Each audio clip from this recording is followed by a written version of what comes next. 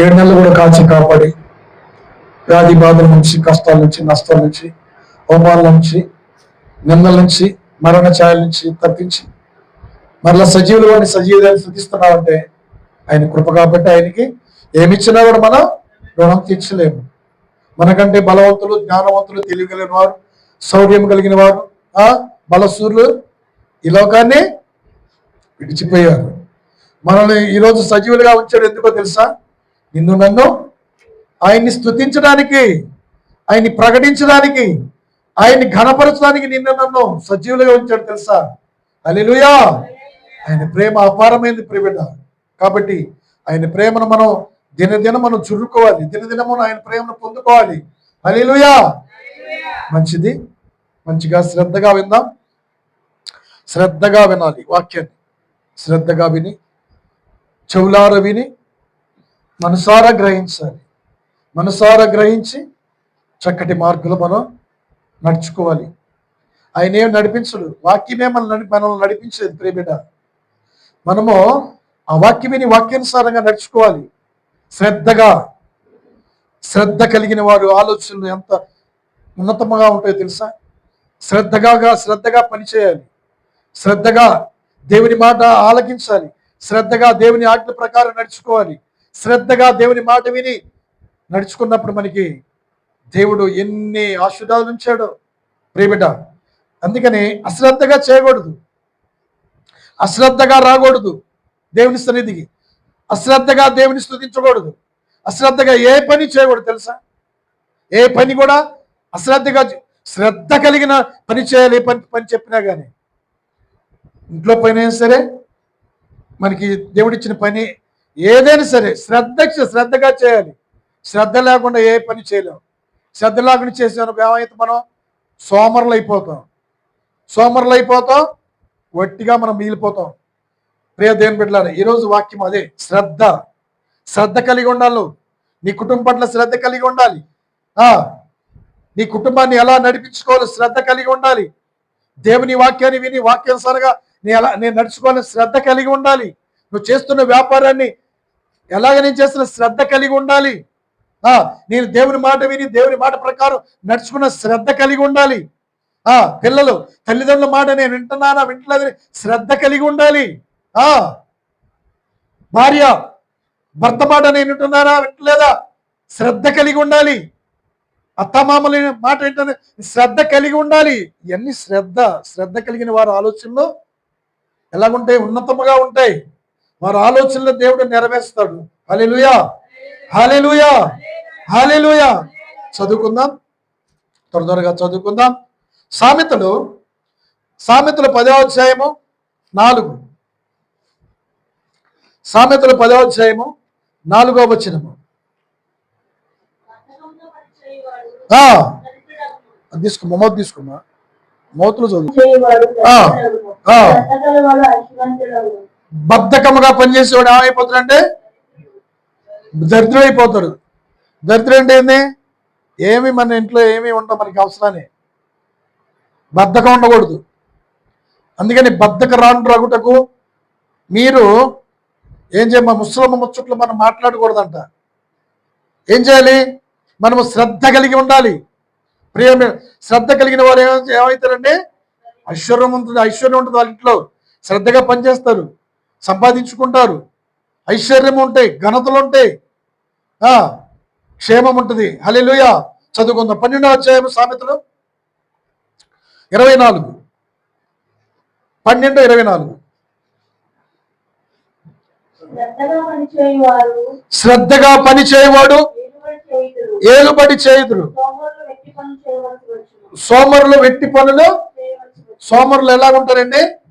సోమర్తనంగా ఉండేవాళ్ళు వెట్టి పనులు. వెట్టి పనులు అంటారు చూడండి. వెట్టి అంటే ఏంటండి? వెట్టి పనులు అంటే ఏంది? ఇదివరకు మనకి గ్రామాల్లో వెట్టి అని ఉండేవాడు కదా. ఏది చెప్పినా చేసేవాడు కదన్నా. ఏది పని చెప్పినా ప్రెసిడెంట్ గారు కానీ నెంబర్ కానీ ఏది చెప్పినా పలానాడు చెప్పినా అంటే చెప్పొచ్చు, పలానా తీసుకొచ్చాడు. వెట్టి పనులు చేస్తారంట సోమరులు. చూడండి, శ్రద్ధగా పని చేయవారు ఏలుబడి చేస్తారు. సోమరులు వెట్టి పనులు చేస్తారు. వెట్టి పనులు అంటే శ్రద్ధగా పని చేస్తే ఎలా ఉంటుందండి? ఐశ్వర్యవంతులు అయిపోతాం. ఐశ్వర్యం సంపాదించుకుంటావు, ఐశ్వర్యం ఉంటుంది, ఎలాంటి లోటు ఉండదు. సోమరులు ఎలాగుంటారండి? వెట్టి పనులు. వెట్టి అంటే ఏందండి? వెట్టి పనులు అంటే ఏంది? వారి దగ్గరికి పోయి మనం అడగటం, వీళ్ళ దగ్గర పోయి మనం అడగటం, వాళ్ళని బ్రతిలాడుకోవటం, వీళ్ళ బ్రతి, అది కాదండి. అది దేవునికి ఇష్టమైంది కాదు. శ్రద్ధగా చేయాలి, శ్రద్ధగా దేవుని మాట వినాలి, శ్రద్ధగా దేవుని వెంబడించాలి, శ్రద్ధగా దేవుని ఆజ్ఞ ప్రకారం నడుచుకున్నప్పుడు నీవు నీ ఇంట ఐశ్వర్యం ఉంటుంది, ధనఘనతలు ఉంటాయి, సంతోషం ఉంటుంది, ఆరోగ్యం ఉంటుంది, క్షేమం ఉంటుంది ప్రియ బిడ్డ. కాబట్టి నువ్వు శ్రద్ధగా దేవుని మాట వినాలి, శ్రద్ధగా పని చేయాలి, శ్రద్ధగా దేవునికి లోబడాలి. అప్పుడు నువ్వు ఐశ్వర్యవంతురాలుగా ఉంటావు, ఐశ్వర్యవంతులుగా ఉంటావు, ఐశ్వర్యవంతులుగా ఉంటాం. మంచి పని చేసినప్పుడు మంచి పని చేసినప్పుడు మంచి జీతం మనం పొందుకుంటాం కదా, మన కుటుంబాన్ని పోషించుకుంటాం ప్రియబిడ్డ. అలాగనే సోమరులు ఏం చేస్తారండి? వెట్టి పనులు చేస్తారు ప్రియబిడ్డ. సోమరులు వెట్టి పనులు. ఐగుప్తు రాజు అన్నాడు, పొరా అన్నాడు, ఈ ఇజ్రాయేల్ ప్రజలు సోమరులు అన్నారు. కాదండి, ఇజ్రాయేల్ ప్రజలు సోమరులు కాదు. ఇజ్రాయేల్ అనగా దేవునితో నడిచేవారు, దేవునితో పోరాడేవారు, ఎప్పుడు సోమరతనంగా ఉండరు, తిని తొంగోరు, తిని బద్ధకంగా ఉండరు, అలా ఉండలేదండి. తిని తొంగని బద్ధకంగా ఉండలేదు. లెగుద్దాంలే, ప్రార్థన చేద్దాంలే, వెళ్దాంలే దేవుని సన్ని, అది కాదండి. దేవునికి చాలా ఆశకరమైంది. అసలు నువ్వు దేవుని నువ్వే ఆశ పెడుతున్నావు తెలుసా? ఎవరు ఆశ పెడుతున్నా? దేవుడు నీ ప్రవర్తన ద్వారానే నీవే దేవుని ఆయాస పెడుతున్నావు, ఎవరు ఆయాస పెడతలేదు. ఆ రోజు ఇజ్రాయెల్ ప్రజల్ని 430 సంవత్సరాలు ఐగుప్తు రాజు బానిసత్వంలో ఉన్నప్పుడు ఈ యొక్క ఐగుప్తు రాజు అంటున్నాడు, మోషే ఫరో వెళ్ళారు, మోషేను అహరోను వెళ్ళినప్పుడు మోషేతో అన్నాడు, వీరు ఇజ్రాయెల్ ప్రజలు సోమరులు. ఇజ్రాయెల్ ప్రజలు సోమరులు ఎప్పుడు కాదండి. ఇజ్రాయెల్ అనగా దేవునితో పోరాడుతారు తెలుసా? దేవునితో ప్రార్థిస్తారు, స్తుతిస్తారు, బద్ధంగా ఉండరండి ఇజ్రాయెల్ ప్రజలు. అందుకని ఇజ్రాయెల్ ఏప్రిల్ స్త్రీ ఎలాగుంటారండి? చురుకైన వారంట. నిర్గమకాండంలో దాక్కడే ఉంటుంది. ఏప్రిల్ స్త్రీలు చురుకైన వారు. ఏప్రిల్ అనగా దేవునితో నడిచేవారు పిల్లలు. ఇజ్రాయెల్ దేవునితో నడిచే పిల్లలు మనం చురుగ్గా ఉండాలి, శ్రద్ధగా చేయాలి, ఏ పని చేయాలి శ్రద్ధగా చేయాలి, దేవుని సన్నిధి రావాలి, శ్రద్ధగా రావాలి. అశ్రద్ధగా చేయమాకు. అశ్రద్ధగా చేయవారు ఐశ్వర్యం పొందుకోరండి. అశ్రద్ధగా చేయవారు దేవుని చేత మేలును పొందుకోరు. శ్రద్ధగా నడుచుకో ఆయన మార్గంలో ప్రియబిడ్డ. హల్లెలూయా, హల్లెలూయా, హల్లెలూయా, హల్లెలూయా. చదువుకుందాం. ప్రసంగి 5వ అధ్యాయము 9వ వచనం. ప్రసంగి 5వ అధ్యాయము 9వ వచనం.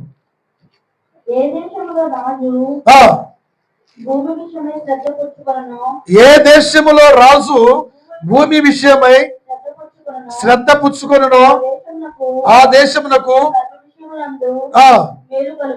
సర్వ విషయములందు మేలు కలుగును. హల్లెలూయా. ఏ దేశంలో అయితే రాజు పరిపాలిస్తున్నాడో, ఏ దేశంలో రాజు రైతుల గురించి శ్రద్ధ తీసుకుంటాడో, భూమి గురించి శ్రద్ధ తీసుకుంటాడో, అక్కడ ఎలా ఉంటుందమ్మా? సర్వ విషయములలో మేలు కలుగుద్ది. రాజు వెళ్తున్నాడు, భారతదేశాన్ని, ఇండియాని వెళ్తున్నారు. ఏలేవారు ముఖ్యమంత్రులు ఉన్నారు, ప్రధానమంత్రులు ఉన్నారు, మంత్రులు ఉన్నారు. ఎలా ఉండాలండి? శ్రద్ధ తీసుకోవాలి. రాజులు ఎలాగని ప్రజల పట్ల శ్రద్ధ తీసుకోవాలి. ప్రజలకి గవర్నమెంట్ ద్వారా వచ్చే కొన్ని రాయితీలు కూడా ప్రజలకు ఇచ్చినప్పుడు ప్రజలు కూడా సంతోషించి ఏం చేస్తారండి? సంతోషించి తమ యొక్క పనులని శ్రద్ధగా పని మొదలు పెడతారండి. అందుకనే రాజులు ఏం చేయాలండి? రాజులు శ్రద్ధగా ఏం చేయాలి? చదువు. ఏ దేశము భూమి విషయములో శ్రద్ధ పుచ్చుకొనడం ఆ దేశమునకు సర్వ విషయములు ఏందో మేలే కలిగిద్దంట. మేలు జరిగిద్ది. శ్రద్ధగా ప్రజల పట్ల శ్రద్ధగా మరి అన్ని ఉపాధి హామీలు ఇచ్చినప్పుడు మరి ఆ దేశం ఏం చేస్తుంది? సర్వ సమృద్ధి నిండి ఉంటుంది. పంటలు వేస్తుంటారు, పంటలు పండుతాయి, ప్రజలు కరువు లేకుండా కరువు లేకుండా, కొరత లేకుండా, కొరత లేకుండా ఏం చేస్తారండి? వారు పంటలు పండించి సమృద్ధిగా సర్వ సమృద్ధిని కలిగి వారు మేలుతో నింపబడితే, వాళ్ళ ఇళ్ళ ఐశ్వర్యంతో నింపబడితే ప్రియబిడ్డ. కాబట్టి రాజు రాజు ఎలాగుండాలండి? రాజు ఎలాగుండాలి? దేశం పట్ల శ్రద్ధ కలిగి ఉండాలి. ఇప్పుడు మనం ఎవరండి? ఇప్పుడు మనం ఎవరు? రాజులైన యాజక సమూహము, సొత్తైన ప్రజలము, దేవునికి సొత్తైన ప్రజలం కదా మనం ఎలాగుండాలి? శ్రద్ధ కలిగి ఉండాలి. మన కుటుంబం పట్ల మనం శ్రద్ధ కలిగి ఏలుబడి చేస్తుండాలి. మన పిల్లల పట్ల శ్రద్ధ కలిగి ఏలుబడి చేయాలి. అప్పుడు నీకు సర్వ విషయంలో నీకు మేలే జరిగింది. నీకు సర్వ విషయంలో నీకు మేలే జరిగింది. కానీ ఎలాంటి నీకు ఐశ్వర్యమే కలిగింది, కానీ ఎలాంటి నీకు లోటు ఉండదు ప్రియబిడ్డ. మనం రాజులైన యాజక సమూహంగా సొత్తైన ప్రజలు ఆయన బిడ్డలో. కాబట్టి మనం ఏం చేయాలి? శ్రద్ధ కలిగి మనం మన కుటుంబాలను నడిపించుకోవాలి ప్రియబిడ్డ. మన ఆత్మీయ జీవితాన్ని కొనసాగించాలి శ్రద్ధగా. అప్పుడు నీవు మేలు పొందుకుంటావు. సర్వ విషయంలో నువ్వు మేలు పొందుకుంటావు. సర్వ విషయంలో ఏ విషయంలో కానీ నీకు కలిగింది ఏ విషయంలో కూడా నువ్వు మేలే పొందుకుంటావు, కానీ కీడు పొందుకోవు. దేవుడు కీడు చేసే దేవుడు కాదు. దేవుడు కీడు చేస్తాడండి? దేవుడు కీడు చేయడు, కానీ మేలే చేస్తాడు.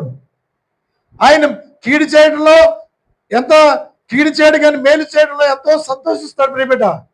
కాబట్టి నీ పట్ల, నీ కుటుంబం పట్ల, నీ పిల్లల పట్ల మేలు చేయాలని దేవుడు సంతోషిస్తున్నాడు ప్రియబిడ్డ. దేవుడు సంతోషిస్తున్నాడు. దేవుడు సంతోషించాలి. నువ్వు మేలు పొందుకోవాలని నువ్వేం చేయాలి తెలుసా? శ్రద్ధగాను ఆయన వాక్యానుసారంగా నడుచుకోవాలి. శ్రద్ధగా నీ కుటుంబాన్ని నడిపించుకోవాలి. శ్రద్ధగా ఆయన మాటలు వినాలి. శ్రద్ధగా నీ యొక్క ఆత్మీయ జీవితాన్ని కొనసాగించబడాలి ప్రియబిడ్డ. హల్లెలూయా, హల్లెలూయా. అప్పుడు నీవు వెట్టి పనులు చేయవు. నీ కుటుంబంలో ఎలాంటి లోటు ఉండదు. నీవు ఐశ్వర్యము నీ ఇంటిలో నిండుగా ఉంటుంది ప్రియబిడ్డ. అంతేగాని సోమర పనులు మనం చేయకూడదు. అశ్రద్ధగా నడుచుకోకూడదు. సోమరతనం అంటే ఏందండి? సోమరతనం అండి, ఈ రోజు పనిని రేపు చేద్దాం పోస్ట్ పోన్ వేసామనుకోండి, సోమరతనము. ఈ రోజు పని ఏ రోజు పని ఆ రోజే మనం చేయాలి. ఈ రోజు పని రేపు చేస్తాం మనం, సోమరులు అంటారు. ఇజ్రాయెల్ ప్రజలు సోమరులు కాల. వారు అప్పచెప్పిన పని కన్నా 200 పని చేశాడు. అయినా కానీ వీళ్ళు ఇజ్రాయెల్ ప్రజలు సోమరులయ్యా అని అంటాడు. సోమరులు కాదు. ఇజ్రాయెల్ ప్రజలు చురుకైన వారు.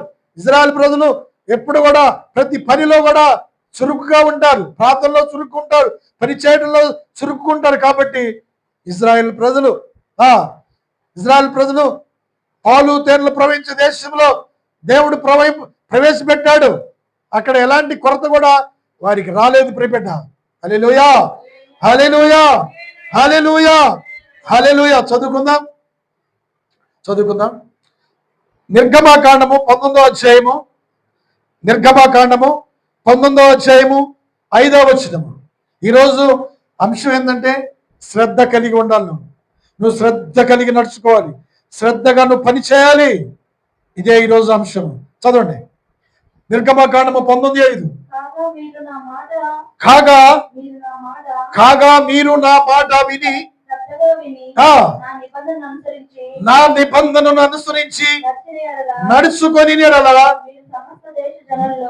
సమస్త దేశ జనులలో నాకు స్వకీయ సంపాద్యమగుదురు. హల్లెలూయా. చప్పట్లు కొట్టి ధైర్యం అయిపోతాం. హల్లెలూయా, హల్లెలూయా. దేవుడు చెప్తున్నాడండి. ఏమని చెప్తున్నాడు? మీరు నా మాట శ్రద్ధగా విని, మీరు నా మాట శ్రద్ధగా విని నా నిబంధనను అనుసరించి మీరు నడుచుకొని సమస్త జనులలో మీరు నాకు స్వకీయ సంపాద్యముగా. స్వకీయులు అంటే మనం చూడండి, ఎప్పుడండి? ఆయన మాట మనం వినినప్పుడు, ఆయన మాట, ఆయన ఆజ్ఞలు, ఆయన కట్టడలు అనుసరించి మనం నడుచుకొనినప్పుడు. ప్రియ దేవుని బిడ్డలారా, ఇజ్రాయెల్ ప్రజలు దేవుని మాట ఎన్నో సార్లు తప్పిపోయారండి. ఇజ్రాయెల్ ప్రజలు దేవుని మాట ఎన్నో సార్లు తప్పిపోయి నలగొట్టబడ్డారు శత్రువుల చేతిలో. శత్రువుల చేతిలో నలక కొట్టబడినా కానీ సిగ్గు రాలేదండి వాళ్ళకి. అప్పుడు అంటున్నాడు, కాగా మీరు నా మాట విని మీరు నా మాట శ్రద్ధగా విని ఎడలా నా నిబంధన నిబంధన అంటే ఏందండి? నిబంధన చేసుకున్నాడు ఆయన. ఏ నిబంధన అండి? నిబంధన చేశాడు, నోవాహుతో నిబంధన చేశాడు. ఇజ్రాయెల్ మన ప్రజలతో నిబంధన చేశాడు. నోవాహుతో ఏ నిబంధన చేశాడండి? పోయిన వారం కూడా నిబంధన గురించి మనం మాట్లాడు. ఈ రోజు కూడా దేవుడు మాట్లాడుతున్నాడు. ప్రియబిడ్డ, నోవాహుతో ఒక నిబంధన ఏం చేశాడు? ఏ నిబంధన చేశాడండి? భూమి మీద 40 దినాలు 40 రాత్రులు వర్షం కురిపిస్తున్నాను, నీవును నీ కుటుంబం వారును ఓడలో ప్రవేశించుడి అని నిబంధన చేశాడు. ఎవరైతే దేవుని మాట వింటారో, ఎవరైతే దేవుని ఆజ్ఞల ప్రకారం శ్రద్ధగా విని నడుచుకుంటారో వారు దేవుని నిబంధనలో ఉంటారు. ప్రియబిడ్డ, దేవుని నిబంధనలో ఉంటారు. వినండి, దేవుని నిబంధనలో వారు ఉంటారు. కాబట్టి ఇజ్రాయెల్ ప్రజలకి ఒక నిబంధన తెలియపరుస్తున్నాడు. ఏమంటాడంటే, ఆకాశం అందు కానీ భూమి ఎందు కానీ భూమి కింద నేల ఎందు కానీ దేని రూపమును చేసుకొనకూడదు, సాగిలపడకూడదు, పూజించకూడదని ఇజ్రాయెల్ ప్రజలకి తెలియపరిచినా కానీ ఎన్నో మార్లు తప్పిపోయారు. ఆయన ఆలోచనలు తీసుకోలేదు, ఆయన ఆజ్ఞలు ఉల్లంఘించారు, ఆయన నిబంధనలో వాక్యానుసారంగా నడుచుకోలేదు. ఆ నిబంధనల వాక్యాలు ఏంటండి? ఆయన నిబంధన వాక్యాలు ఏంటండి? 10 ఆజ్ఞలు. 10 ఆజ్ఞలు పలక మీద దేవుని స్వహస్తాలతో దేవుని వ్రేలుతో రాసి ఇచ్చినప్పుడు ఆ 10 ఆజ్ఞల్లో అన్ని కూడా తప్పిపోయారంటే ఇజ్రాయెల్ ప్రజలు. కాబట్టి దేవుడు వాక్యం సెలవుస్తుంది, మీరు నా మాట విని శ్రద్ధగా విని నా నిబంధనలను నా వాక్యానుసారంగా అనుసరించి నడుచుకునే సమస్త చేసిన స్వకీయ సంపాద్యముగా ఉంటారు. నా స్వకీయులు మీరు. మనం అంటాం కదా, మా స్వకీయులే, మా బంధువులు అంటావా నాన్న? మన దేవుడికంట ఆయన మాట విని మనం నడుచుకున్నప్పుడు అంట స్వకీయ సంపాద్యం అండి. సంపాదించలేదా? ఆయన అంత మనల్ని మనం ఆయన సొత్తు కాదా? ఆయన 53 అధ్యాయం ఆయన చూడనొల్ల నిజముగాను, వ్యసనాకాంతుడు గాను, దుఃఖాకాంతుడు గాను, వ్యాధిని అనుభవించుడు గాను, మనుషుల వల్ల తృణీకరించబడిన వాడు గాను, ఎండిని భూమిలో లేత మొక్కలు గాను మన కొరకు ఆయన అయిపోయాడండి. సజీవయాగం సిలువలో సమర్పించుకున్నాడు. సజీవయాగంగా మన కొరకు సిలువలో చనిపోయి ఆయన నన్ను ప్రేమించి చనిపోయాడు. ప్రేమిట ఎందుకో తెలుసా? నిన్ను కూడా ఆయన వారసురాలుగా నిన్ను ఉంచాలని, నన్ను వారసురాలుగా ఉంచాలని ఎంతగానో ప్రేమించి ప్రాణం పెట్టారు. ప్రేమిట ఆయనలా ప్రాణం పెట్టేది ఎవరైనా ఉన్నారా ఈ లోకంలో? ఎవరైనా ఉన్నారా? ఆయనలా ప్రాణం పెట్టిన వారు, చనిపోయి సమాధి ఉంచబడి 3వ దినం ఈరోజు తిరిగి లేచిన వారు ఎవరైనా ఉన్నారా? ఎవరు లేరు. చనిపోయారే కానీ, సమాధిలో ఉంచబడ్డారు కానీ తిరిగి లేగవలేదు. ఆయన సజీవుడు, పాపము లేని పవిత్రుడు, పరిశుద్ధుడు. జన్మలో పాపము లేదు, కర్మతః పాపములు లేదు ఆయన. అందుకనే ఆయన కామ క్రోధ మదమత్సరములు లేని దేవుడు. అందుకని ఆయన సజీవుడైన దేవుడు. ఆయన మనము ఆరాధిస్తున్నాం, పూజిస్తున్నాం, ఘనపరుస్తున్నాం. ఎందుకో తెలుసా? ఆయన ఆరాధనకి ఏకుడు, స్తుతికి పాత్రుడు. హల్లెలూయా. కాబట్టి నీవు స్వకీయ సంపాదనగా ఉండాలంటే ఏం చేయాలి తెలుసా? ఆయన నిబంధన వాక్యాల ప్రకారం నడుచుకోవాలి. ఆయన ఆజ్ఞల కట్టులని నడుచుకోవాలి. అప్పుడు నువ్వు సమస్త దేశములను స్వకీయ సంపాద్యముగా ఉంటావు. ఆయన స్వకీయ సంపాద్యముగా ఉంటాను. నిన్ను దేవుడు విడిచిపెట్టడు. అంతవరకు నిన్ను నడిపించే దేవుడు, అంతవరకు నిన్ను కాపాడే దేవుడు. ఎప్పుడంటే నువ్వు స్వకీయ సంపాద్యంగా ఎప్పుడవుతావు తెలుసా? ఆయన నిబంధన వాక్యాల ప్రకారం నువ్వు నడుచుకోవాలి, నిబంధన వాక్యాల ప్రకారం జీవించాలి. అప్పుడు నువ్వు స్వకీయ సంపాద్యమవుతావు. హల్లెలూయా, హల్లెలూయా, హల్లెలూయా, హల్లెలూయా. మొదటి అంశం. రెండో అంశానికి వెళ్దాం. ఎహెజ్కేలు 34, ఎహెజ్కేలు 34, 3-4 వచనాలు.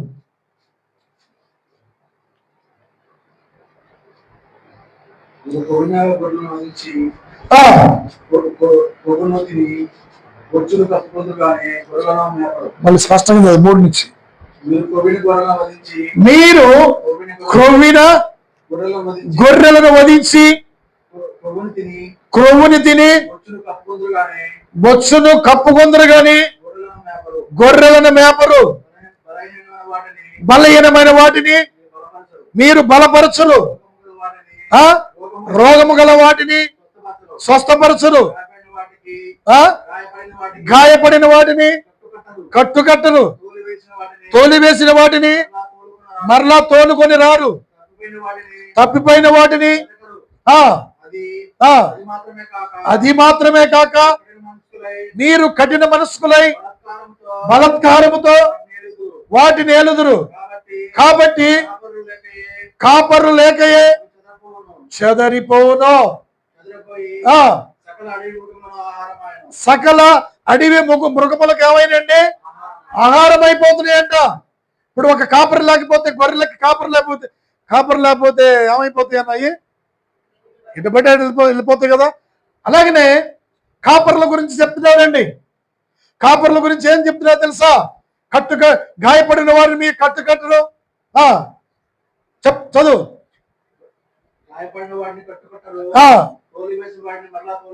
పైన చదువు. రోగము గల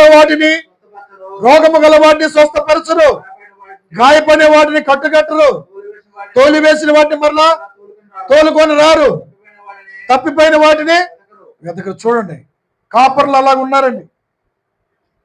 పోయారనుకోండి, తప్పిపోయారనుకోండి, వారిని మళ్ళీ వెతకరండి, పోతే పోయినలే. ఎలాగుంది ఇప్పుడు.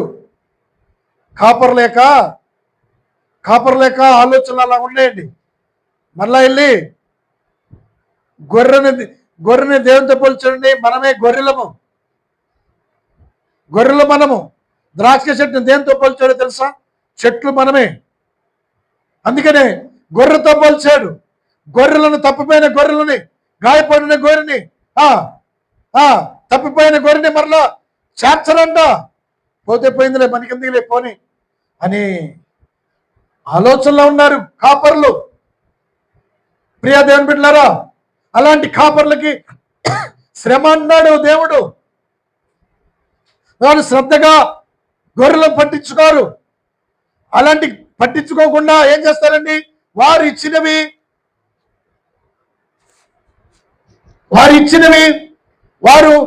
ఏంటండి? తిని ఏం చేస్తారండి? క్రొవ్వు తిని బొచ్చును ఏం చేస్తారండి? కప్పుకుంటారంట.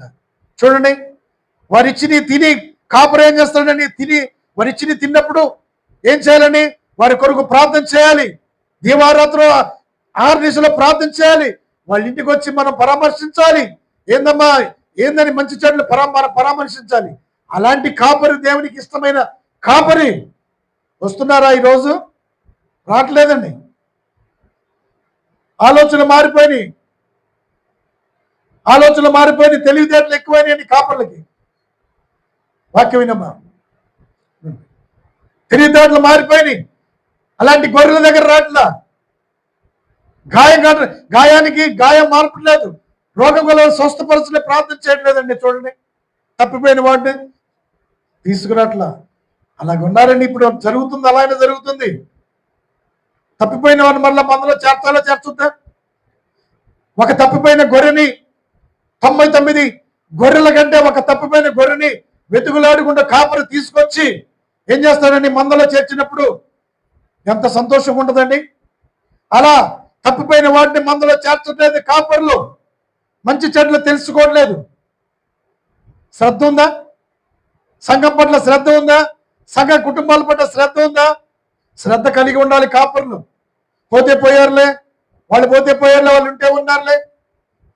వాళ్ళకి ఇలాగ వచ్చిందిలే, వాళ్ళకి ఇలాగొచ్చింది ఏ మాటలు. కానీ కాపర్లు కూడా తప్పు మాట్లాడకూడదు.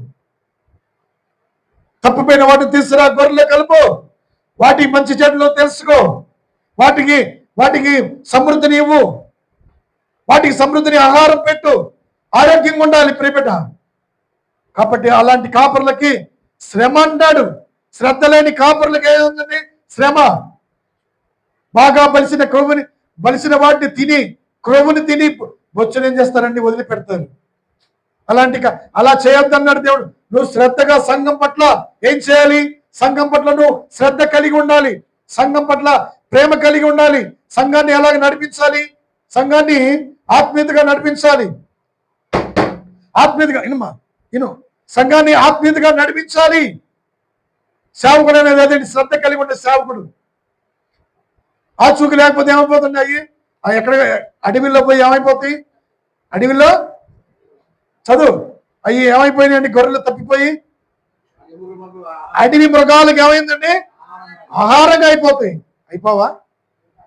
తప్పిపోయినప్పుడు ఏమైపోతారండి వాళ్ళు? అడవి మృగాలకి ఆహారంగా అయిపోతాయి. సైతాను వశంలో పడిపోతారు ప్రియబిడ్డ. కాబట్టి కాపరకు ఉండవలసిన లక్షణం తెలుసా? శ్రద్ధగా కాపాడాలి.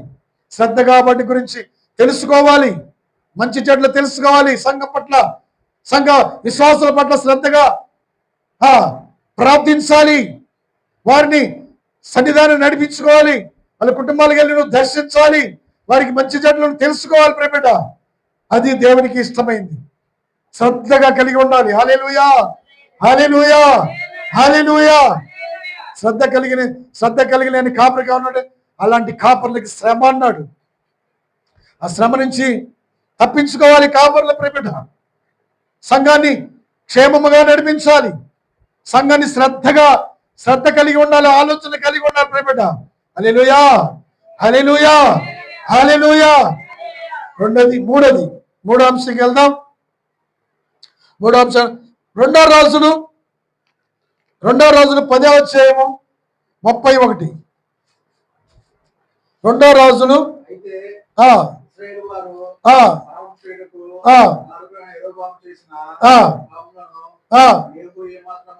యేహూ ఏమాత్రమును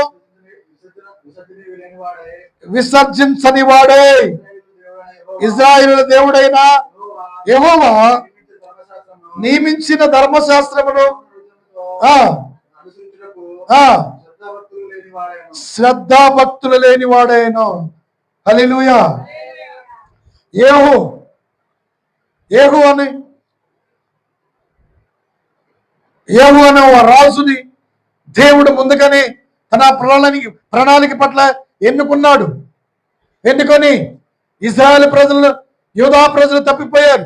ఇజ్రాయెల్ ప్రజలు తప్పిపోయినప్పుడు యేహూ అని ఒక రాజుని ఎన్నుకున్నాడండి. ఎన్నుకొని ఏం చేయాలని, ఎలాగా మంచిగా నడిపించాల్సింది పోయి దేవుడు ఎన్నుకున్నాడు కదా. ఫస్ట్లో ఏం చేశాడు? ఫస్ట్లో దేవునికి ఇష్టంగా ఉన్నాడు, మంచి భక్తి చేశాడు, దేవునికి ఇష్టంగా ఉన్నాడు. శత్రువులందరూ కూడా ఓడించి ఫస్ట్ భక్తి ఎలాగుంది? మొదట ఎలా భక్తి ఉందో మన చివరి వరకు కూడా అదే భక్తి చేయాలి. యేహూ ఎలా చేశాడు? యెరోబాము చేసిన పాపాలను మరలా చేశాడండి యేహూ. చూడండి, యెరోబాము ఏం చేశాడండి? ఇజ్రాయెల్ ప్రజలని తప్పుడు మార్గంలో నడిపించాడు. ఫస్ట్ అంత శ్రద్ధ కలిగి ఉన్నాడు కానీ దేవుని పట్ల శ్రద్ధ కలిగి ఉన్నాడు, మందిరం పట్ల శ్రద్ధ కలిగి ఉన్నాడు, సేవకుల పట్ల శ్రద్ధ కలిగి ఉన్నాడు కానీ, వాక్యాన్ని పట్ల శ్రద్ధ కలిగి ఉన్నాడు కానీ రాను ఏమైపోయిందండి? శ్రద్ధ తగ్గిపోయింది. దేవుని మందిరం అంటే అశ్రద్ధ, దేవుని పాటలు అంటే అశ్రద్ధ, దేవుని సన్నిధి అంటే అశ్రద్ధ చేయకూడదు ప్రియబిడ్డ. శ్రద్ధగా దేవుని మందిరానికి రావాలి, పరిశుద్ధంగా దేవుని సన్నిధికి రావాలి, దేవుని సన్నిధికి మన ప్రవర్తన సరి చేసుకొని రావాలి, పరిశుద్ధమైన బట్టలు మనం ధరించుకొని రావాలి, మన హృదయం పరిశుద్ధంగా సరి చేసుకొని రావద్దా? జకర్యాలో ఉంటుంది కదా 2వ అధ్యాయంలో, అక్కడికి ఎవరు వచ్చారండి? అక్కడ యెహోషువ మీద నింద మోపడానికి ఎవరు వచ్చారు? యెహోషువ మీదకి నింద మోపడానికి ఎవరు వచ్చారు? సైతాను గాడు వచ్చాడు, నిందలు మోపేవాడు. అక్కడ యెహోషువ మలినమైన బట్టలు కలిగిన వాడు అన్నాడు. చూడండి, యెహోషువ మలినమైన బట్టలు కలిగిన వాడు అంటాడండి. అక్కడ నింద మోపడానికి వచ్చాడండి. అప్పుడు యెహోషువ వెళ్ళి పరిశుద్ధంగా బట్టలు ధరించుకొని పాగా పెట్టుకొని వచ్చాడు. చూసారా, అక్కడ సైతాను కూడా ఏం చేసిందని మన మీద నిందలు మోపడానికి ఉంటది. ఇక్కడ యెహూ ఏం చేశాడు తెలుసా? యెరోబాము చేసిన ఆ యొక్క మనుషులతో చేసిన ఆ యొక్క చేతి పనులు, బొమ్మలు, విగ్రహములన్నీ కూడా ఏం చేశాడండి? వాటన్నిటి కూడా పాడు చేశాడు. అన్నిటి కూడా పడగొట్టేశాడండి. అయితే రాను యెహూ ఏం చేశాడో తెలుసా? దేవుని యందు శ్రద్ధాభక్తులు లేని వాడైపోయాడు. చూడండి, శ్రద్ధాభక్తులు లేని వాడుగా అయ్యాడు.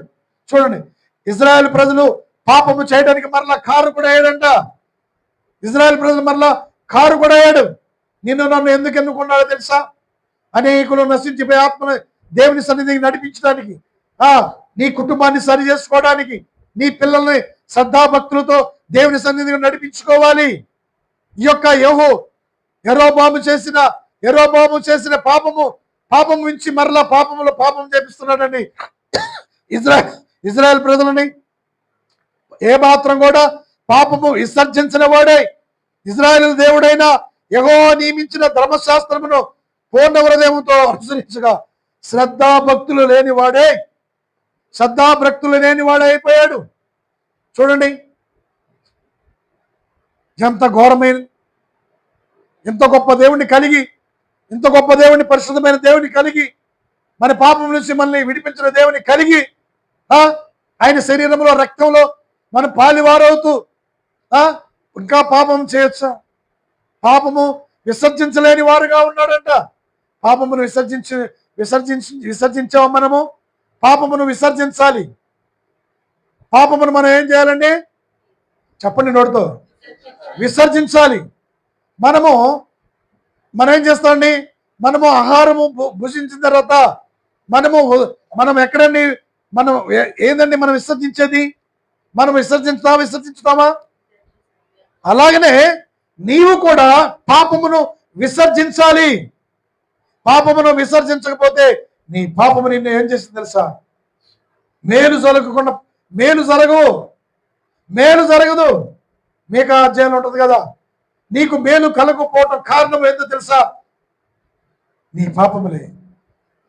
ఏమున్నాయండి ఇజ్రాయెల్ ఏమున్నాయండి? వాళ్ళ ఇళ్ళు ఏముండండి?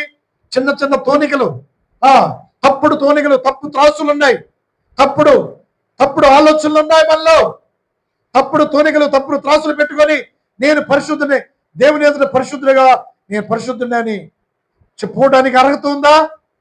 చెప్పుకోవడానికి అర్హత లేదు. నీవు పాపమును విసర్జించాలి. పాపమును నువ్వు అసహించుకోవాలి. పాపం ఎంత భయంకరమైందో తెలుసా? మనలో పాపం పెట్టుకొని, అయ్యా నన్ను పరిశుద్ధపరచయ్యా, అయ్యా నన్ను దీవించండి. ఎలాగా? అయ్యా ఆయన పాపము లేని పరిశుద్ధుడు, పవిత్రుడు, నిష్కల్మషుడు, పాపంలో చేరక ప్రత్యేకంగా ఉన్నవాడు. చూడండి, ఇజ్రాయెల్ ప్రజలు దేవుడి చేత ఎన్నుకోబడి అభిషేకించబడి ఎలిషా పంపించాడండి. ఎలిషా ద్వారా అభిషేకించబడి అభిషేకం అంటే ఏందండి? అభిషేకం అంటే ఏంది? అభిషేకం ఏంటని చెప్పండి.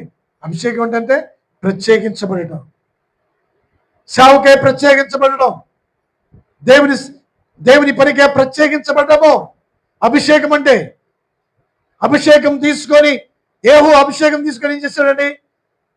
శ్రద్ధాభక్తులు లేనివాడుగా అయిపోయాడు. చూడండి, శ్రద్ధాభక్తులు లేవంట. కాబట్టి పాపం వైపు మళ్ళిస్తున్నాడు ఇజ్రాయెల్ ప్రజలని. యెరోబాము చేసిన దానికన్నా ఎక్కువగా పాపం వైపు మళ్ళించాడండి. చూడండి ఎంత ఘోరమైన పాపం, ఎంత ఘోరమైన ప్రవర్తించాడో. ధర్మశాస్త్రముకు పూర్ణ హృదయము, ధర్మశాస్త్రం ఉన్న వాక్యానుసారంగా పూర్ణ హృదయంతో అనుసరించలేదు. శ్రద్ధ లేని వాడిగా అయిపోయాడు. పోతే పోయారులే, మనకెందుకులే, ఉంటే ఉందిలే, మనకెందుకులే, పోతే పోదాం, లేకపోతే అనుకున్నావేమో. శ్రద్ధగా చేయి. శ్రద్ధగా ఉన్నప్పుడు దేవుడు నీ పట్ల శ్రద్ధ నిలుపుతాడు. నీ పట్ల శ్రద్ధ నిలిపి ఏం చేస్తాడు తెలుసా? సమస్త దేశంలో నీకు నిన్ను హెచ్చింపజేస్తాడు. శ్రద్ధ కలిగి ఉండు. ప్రియ దేవుని బిడ్డలారా, యెహూలాగా మొదట మనం ప్రారంభించిన ఆత్మీయ జీవితాన్ని, మొదట మనం ప్రారంభించిన భక్తి జీవితాన్ని అంతవరకు ఎలా ఉండాలి? కొనసాగించాలి.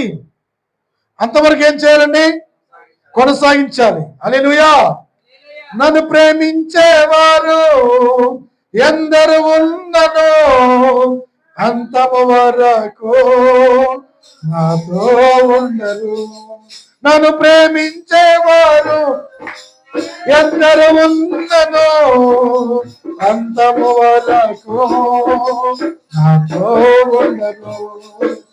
నాలో ఉన్నవాడా, నాతో ఉన్నవాడా, నా ప్రాణమా నీవేయ్యా, నా ప్రాణమా నీవేయ్యా. నీవు లేకుండా నేనుండాలి, నాకున్నవన్నీ నీవేయ్యా. నా ప్రాణమా, నా జానమా, నా భూమి నీవేయ్యా. హల్లెలూయా. అంతవరకు నమ్మకంగా ఉండాలి. అంతవరకు నమ్మకం ఉన్నవాడు మెండైన దేవుని పొందుకుంటారు. బిడ్డ, అంతవరకు మన కుటుంబాన్ని, మన పిల్లల్ని, మన ఆత్మీయ జీవితాన్ని దేవుని మార్గములో నమ్మకంగా కొనసాగించాలి.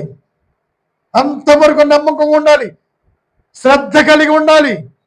శ్రద్ధగా నడుచుకోవాలి. బిడ్డ, శ్రద్ధగా ఉంటే నీవు స్వకీయ సంపాద్యముగా ఉంటావు.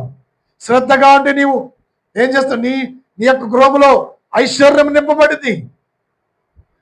అశ్రద్ధ చేయకూడదు. అశ్రద్ధగా నడుచుకునేవారు, అశ్రద్ధగా దేవుని సన్నిధికి వచ్చేవారు, అశ్రద్ధగా దేవుని కార్యాలు నిర్లక్ష్యం చేసేవారు ఏమవుతారంటే సోమరులు, వెట్టి పనులు చేస్తారు. సోమరుతనంలో ఉంటారు, సోమరులుగా ఉంటారు. సోమరులు నిష్ఫలులు అవరు, ఫలించలేరు. కాబట్టి ఆ వెట్టి పనులు మంచి విడిపించబడమే శ్రద్ధ కలిగి ఉండాలి. ఏహు అలాగ ఉండలేదండి, అశ్రద్ధ చేశాడు. ఏహు చివరికి సమాధిలో ఉంచబడ్డాడు. సమాధిలోకి చేరాడు. ప్రియబిడ్డ, ఆయన ఆజ్ఞలో, ఆయన కట్టలు అనుసరించి నీవు నేను నడుచుకోవాలి. ఏ మాత్రము మనము విసర్జించకూడదు. హల్లెలూయా, హల్లెలూయా, హల్లెలూయా. 4 చదువుకుందాం. ద్వితీయోపదేశ కాండము 28వ అధ్యాయము 1వ వచనం. 28:1.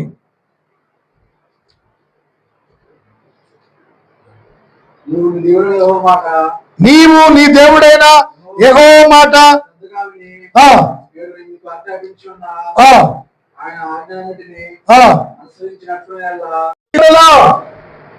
నీవు నా మాట శ్రద్ధగా విని నా ఆజ్ఞలో నా కట్టలు అనుసరించి నడుచుకొని నేడలా నేను సమస్త జనులలోని నిన్ను స్వకీయ ఏమన్నాడండి? హెచ్చించును.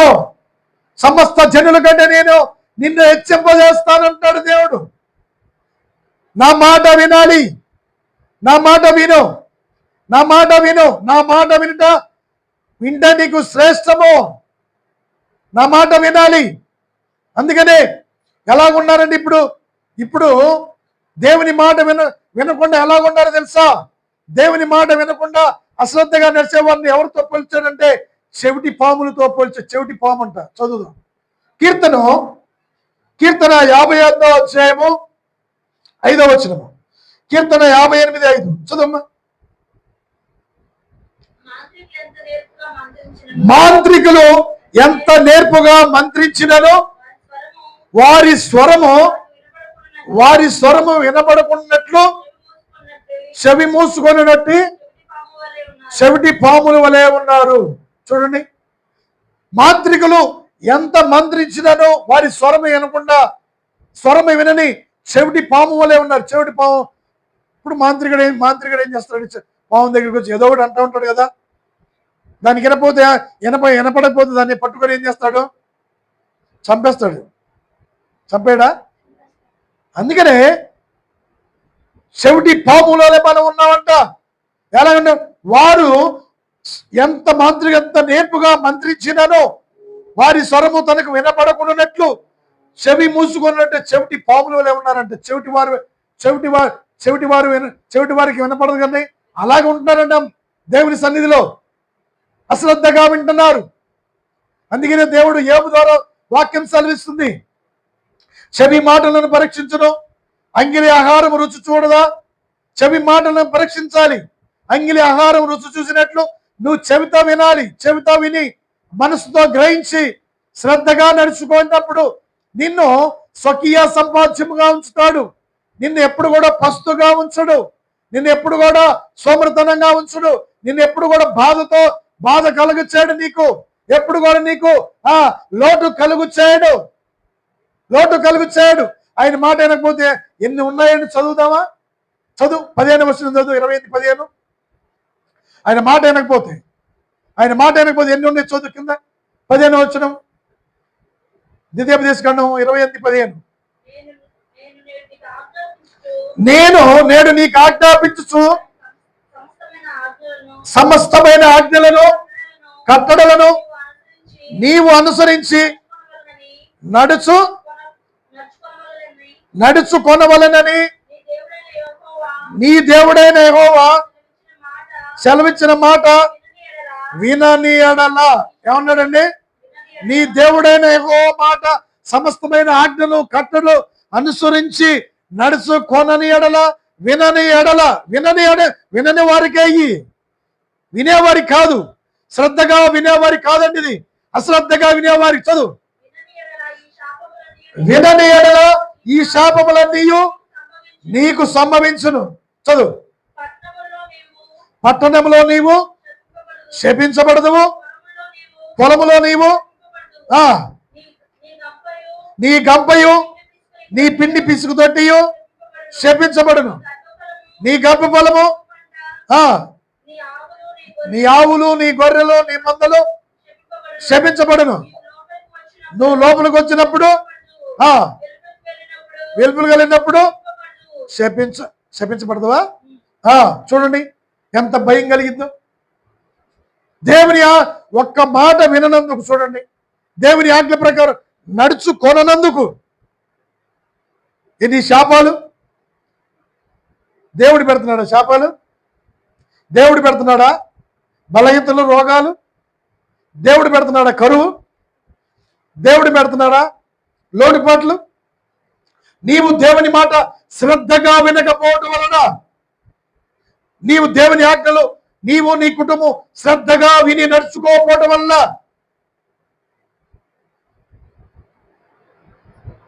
గొర్రె మందలు, దుక్కటెద్దులు అయ్యి పిల్లలు పెట్టు. పిండి పిసుకుతోటి ఎప్పుడు ఎత్తుకులాడుకోవడమే. తర్వాత పిండి పిసుకుతో ఎప్పుడు, తర్వాత గర్భఫలము, పంట భూమి కూడా శపించబడింది. వెలుపులకు వచ్చినప్పుడు భయపడిపోతాం, లోనికి వచ్చినప్పుడు భయపడిపోతాం. చూడండి ఎందుకని భయం వచ్చింది తెలుసా? దేవుని వాక్యము విని వాక్యానుసారంగా మనం నడుచుకోకపోవడమే భయం. భయము. ఎందుకు వచ్చిందండి భయము? ఎందుకు వచ్చింది భయం? దేవుని మాట వినకపోవటమే భయము. ఈ వ్యాధి వచ్చింది, ఏమైందో ఇదిగో ఈ రేపు మేము ఏమి తినాలో అని భయము, ఏమి సంపాదించుకోవాలని భయము, ఏమి ధరించుకోవాలని భయము. అది కాదండి. ఆయన ఆజ్ఞలు ఆయన కట్టలను అనుసరించి నడుచుకున్నప్పుడు నిన్న ఏం చేస్తానన్నాడండి? 5 నుంచి చదువు, 28:5 నుంచి చదువు. నీ గంపయు నీ పిండి పిసుకుతోటయు దీవించబడును. నువ్వు లోపలికి వచ్చినప్పుడు దీవించబడదు, వెలుపులకు వచ్చినప్పుడు దీవించబడదు. నీ మీద పడు నీ శత్రువులను యెహోవా నీ ఎదుట హతమగినట్లు హతమగినట్లు చేస్తాడండి దేవుడు. హల్లెలూయా. ఎప్పుడండి? ఆయన మాట శ్రద్ధగా వినినప్పుడు, శ్రద్ధ గల వాళ్ళ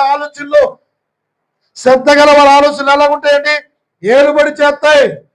శ్రద్ధగా పని చేయవారు ఐశ్వర్యవంతులు అవుతారండి. శ్రద్ధగా పని చేసిన వారు ఏం చేస్తారండి? శ్రద్ధగా పని చేయవారు ఏమైపోతారండి? దీవించబడతారు. ప్రియా దేవుని బిడ్డలారా, శ్రద్ధగా పని చేయి. శ్రద్ధగా దేవుని కార్యాలను పాల్గొని పొందుకో. శ్రద్ధగా నీ కుటుంబాన్ని ఏలుబడి చేయి. శ్రద్ధగా నీ పిల్లలను నడిపించుకో. శ్రద్ధగా దేవుని భక్తి చేయి. శ్రద్ధగా దేవుని ఆజ్ఞలు కట్టలు అనుసరించి నడుచుకో. అంతేగాని చెవి మూసుకొని చెవిటి పావులే ఉన్న మాకు వారు ఎలా చెప్తారులే, అలాగే చెప్పుకుంటూ పోతారులే అనుకుంటే నీవే బాధపడతావు. ఎవరు బాధపడరు. ఏహు పాపమును విసర్జించిన వాడే ఉన్నాడు. ఆజ్ఞలు కట్టలు నడుచుకొని వాడిగా ఉన్నాడు. కపటము, వేషధారణ, నమ్మించే భక్తి చేయొద్దు. యథార్థమైన భక్తి చేయాలి. వేషధారణ భక్తి చేస్తే నువ్వు నష్టపోతావు అంతే. ఇప్పుడు బాగానే ఉండగా ఇక్కడ సరిగా ఉన్నానని అనుకుంటావేమో. నమ్మించే భక్తి చేసావా? దేవుడు ఒకనొక దినము నిన్ను చూసి ఏం చేస్తాడు తెలుసా? శిక్షకు అప్పచెప్తాడు. శిక్ష మీద పడకముందే వేషధారణ భక్తితో విడిపు. వేషధారణ భక్తి ఏం చేయాలి? వదిలేసాయి. ఏహు అలాగనే చేశాడని ఫస్ట్ ఎలా కూడా ఆత్మీయతగా నడుచుకున్నాడు. ఎంతో భక్తి కలిగిన వాడిలాగా, ఎంతో భక్తి పరులాగా నడుచుకొని చివరికి ఏం చేశాడండి? చివరికి యెరోబాము చేసిన ఇజ్రాయెల్ ప్రజలు తప్పించి ఎలా చేశాడో పాపం అంతకన్నా ఎక్కువ చేశాడంట. చూడండి ఎంత ఘోరముగా ప్రవర్తించాడు. ఆలోచించు. దేని విషయంలో తప్పిపోయావో బిడ్డ, యేసు రక్తంలో కడగబడిన నీవు దేవుని సొత్తుగాని పిలువబడుతున్న నువ్వు స్వకీయ సంపాద్యముగా, నువ్వు నా స్వకీయ సంపాద్యమని దేవుడు పిలువబడుతున్న నువ్వు శ్రద్ధగా ఉన్నావా? శ్రద్ధ కలిగి ఉన్నావా? ప్రార్థన అంటే శ్రద్ధ కలిగి ఉన్నావా? దేవుని మాట, దేవుని ఆజ్ఞ ప్రకారం నడుచుకో శ్రద్ధ కలిగి ఉంటావా? పెద్దల మాటలకి, తల్లిదండ్రుల మాటకి లోబడి శ్రద్ధ కలిగిన మనసు ఉందా నీకు? దేవుని సన్నిధిని ఎప్పుడు పోవాలని శ్రద్ధ కలిగిన మనసు ఉందా నీకు? శ్రద్ధగా నడుచుకో. ఇకనైనా తెలుసుకో బిడ్డ, దేవుడు తన సేవకులను ఏర్పరచుకున్నాడు. ఎందుకో తెలుసా? వారు ఏం చేస్తారు తెలుసా? వారు ఏలుబడి చేస్తారు. చదువుకుందాం. ద్వితీయోపదేశ కాండము 7-6 చదువు. 7వ అధ్యాయము 6వ వచనం చివరగా. 7-6 వచనము.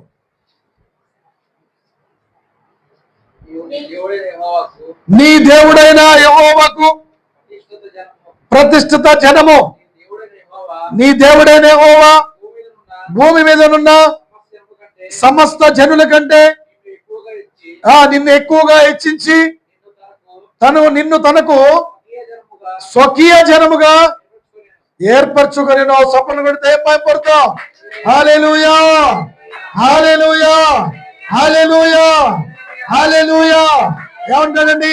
నీ దేవుడైన యెహోవా ప్రతిష్ఠిత జనము. నీ దేవుడైన యెహోవాకు మనము ప్రతిష్ఠిత జనము, ప్రతిష్ఠించబడ్డ మనం దేవుని బిడ్డలము, స్వకీయ సంపాద్యము, ప్రతిష్ఠించబడ్డ మనం లోకంలో ప్రత్యేకంగా ఉండాలి. ఇక పాపము జోలికి పోకూడదు, పాపము చేయకూడదు, దుర్మార్గ పనులు చేయకూడదు, ఆజ్ఞలు అతిక్రమించకూడదు. అందుకనే మీరు నాకు ప్రతిష్ఠిత జనము కాబట్టి భూమి మీద ఉన్న సమస్త జనుల కంటే నేను నిన్ను స్వకీయ సంపాద్యంగా నేను ఏర్పరచుకున్నాను. నా స్వకీయ సంపాద్యంగా నేను నిన్ను ఏర్పరచుకున్నాను. కాబట్టి నువ్వు ఎలాగుండాలి తెలుసా? శ్రద్ధ కలిగి నడుచుకోవాలి. శ్రద్ధగా దేవుని మాట వినాలి. శ్రద్ధగా ఆయన మాట విని ఆయన ఆజ్ఞల ప్రకారం నడుచుకోవాలి. అప్పుడు నీవు సమస్త జనుల కంటే నీవు హెచ్చించబడతావు, సమస్త జనుల కంటే నువ్వు ఆశ్రయించబడతావు, నువ్వు ఆశ్రయించబడతావు ప్రియబిడ్డ. హల్లెలూయా, హల్లెలూయా, హల్లెలూయా. ఇంతవరకు నేను అయ్యా నేను అశ్రద్ధగా నడుచుకున్నానేమో, అశ్రద్ధగా నేను అయ్యా ఈ కార్యాలను పాలుబొమ్మలు పొందుకున్నా, అశ్రద్ధగా మీ సన్నిధానికి వస్తున్నానేమో, అశ్రద్ధగా నేను ఆలోచన చేస్తున్నామేమో, నన్ను క్షమించాయని దేవుని సన్నిధిలో ఒప్పుకో. ఇకనైనా నీ కుటుంబాన్ని ఇంకా దేవుడు ఎలాగా స్వకీయ సామ్రాజ్యంగా మార్చుకుంటాడు, స్వకీయ జనంగా నీ కుటుంబాన్ని మార్చుకోవాలని దేవుడు నీ ఎదుటే ఉన్నాడు ప్రియబిడ్డ. హల్లెలూయా, హల్లెలూయా. తప్పిపోయావా? శాపాల్లో పాపాల్లో తలల వంచి చేతులు జోడించి అయ్యా తప్పిపోయావా? ఆజ్ఞలో తప్పిపోయావా? అశ్రద్ధగా నడుచుకున్నావా? ఇంకా వ్యాధుల్లో బాధల్లో ఉన్నావా? రోగ బంధకాల్లో ఉన్నావా? ఇంకా లేమిలో ఉన్నావా? కరువులో ఉన్నావా? ఖడ్గములో ఉన్నావా? తెలుసుకో, నువ్వే తెలుసుకో. చేతులు జోడించి కళ్ళు మూసుకొని మోకరించి ప్రార్థించి అయ్యా నేను అశ్రద్ధగా నడుచుకున్నానయ్యా, నీ కార్యాలు అశ్రద్ధగా నడుచుకున్నాను, క్షమించయ్యా. మీ సన్నిధి విడిచినైనా నేను అశ్రద్ధగానైనా అయ్యా నేను అశ్రద్ధగా ప్రవర్తించానయ్యా, నన్ను క్షమించయ్యా. నీ ఆజ్ఞలు విడిచి నేను తిరిగానయ్యా అశ్రద్ధగా, నన్ను క్షమించయ్యా. అందుకనయ్యా నాకు ఈ లోటు, అందుకనయ్యా నాకు అయ్యా ఈ శాపమయ్యా, ఈ దోషమయ్యా, నన్ను క్షమించయ్యా, నన్ను క్షమించని అడుగు.